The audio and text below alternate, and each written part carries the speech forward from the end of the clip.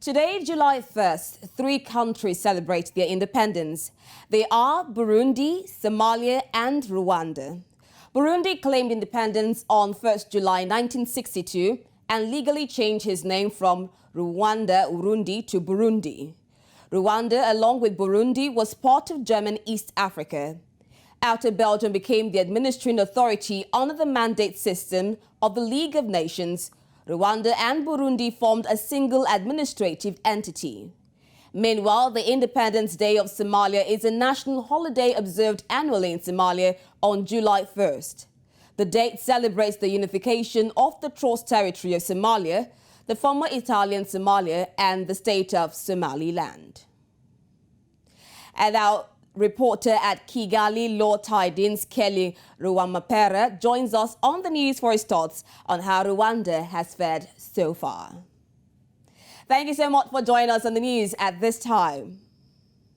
Thank you so much for inviting me. Okay, Kelly, can you give us a run-through of what is going on in Rwanda at present? Will there be national celebrations today to mark the country's independence from Belgium?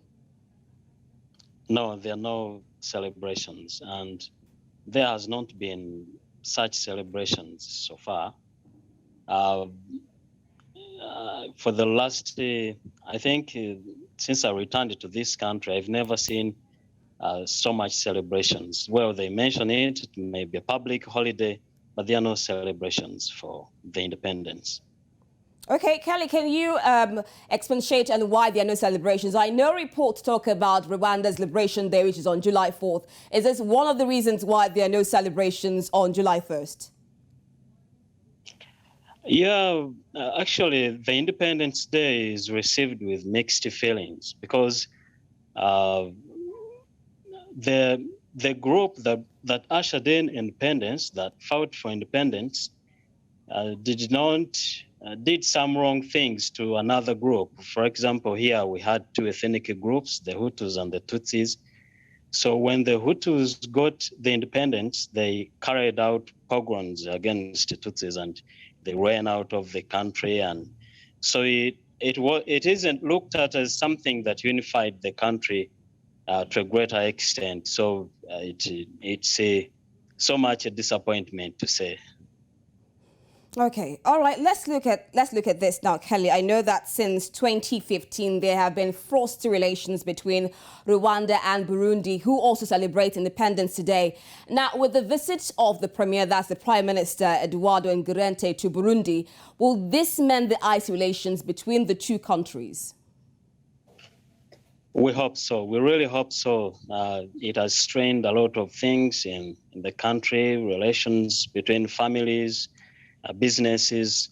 We really hope so, but we are not so sure because there has been some meetings with the heads of state, but still things go on like that for the last 5 years, I think.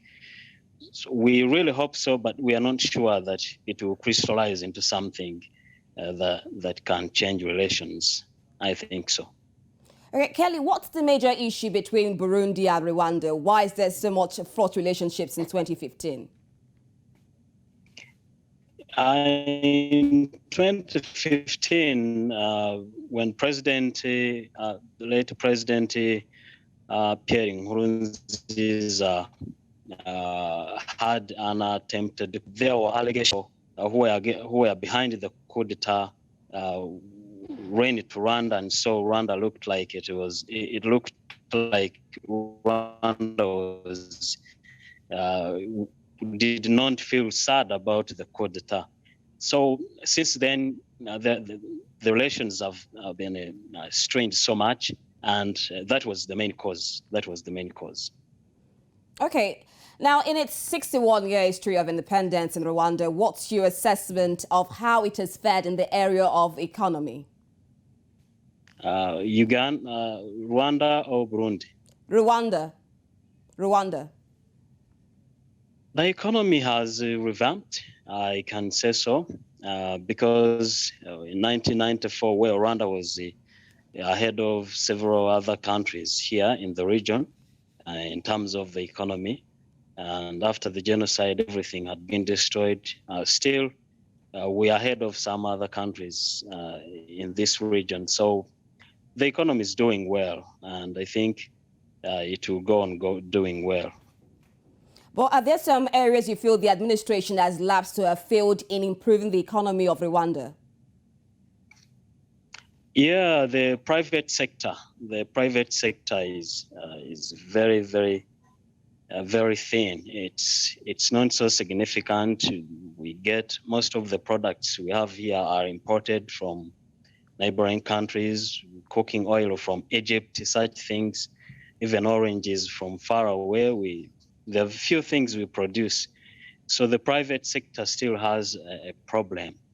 So if the government can do something, as they've done several other things in other sectors, I think it can be, we can have milk and honey in our country. Okay, all right. So improvement of the private sector. Let's look at health matters now. We know that last year, COVID-19 disrupted lots of activities around the world. How has the administration fared so far in handling and preventing the spread of cases in Rwanda? I know so far, we know Rwanda has over 39,000 cases. It has about 27,272 recovered and over 438 death cases. How has the administration fared in preventing the spread of COVID-19, especially with the recovery of vaccines? The administration has done so well. It's done so well compared to other countries around us. When you look at Uganda, Kenya, the cases have soared high.